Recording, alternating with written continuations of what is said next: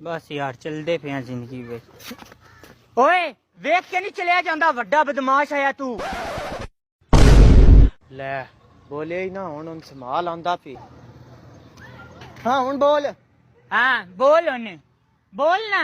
डर गए ओ भाई जी, जे मुंह अगे बोलने की हिम्मत ना होवे तो भाई जी पिठ पीछे गल्ला नहीं करी दी आंदियां। देखदा पे इन्ने शरीफ आदमी ने तू इन्हां नूं एवें गुस्सा दिलाया। मैं तो बोले ही नहीं। अच्छा अजे आदा पी, अजे ते मैं कुछ बोलिया ही नहीं, अजे ते मैं बोलना आई, अजे तू और बोलना आई।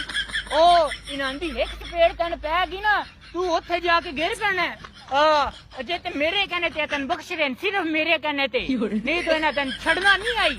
भाई छड़ दो, माफी दे दियो इनू, ए बदतमीज जो बंदा है मेरे नाल टुरिया हुंदा है, छड़ दियो, माफी दे दियो। अगे तो बात ना इन्हें नाल करी जो भाई, अगे तो बात ना करी। नहीं तो मैं भी तन चपेड़ा मारांगा। इन्ने शरीफ बंदे नाल तू बदमाशी करदा है।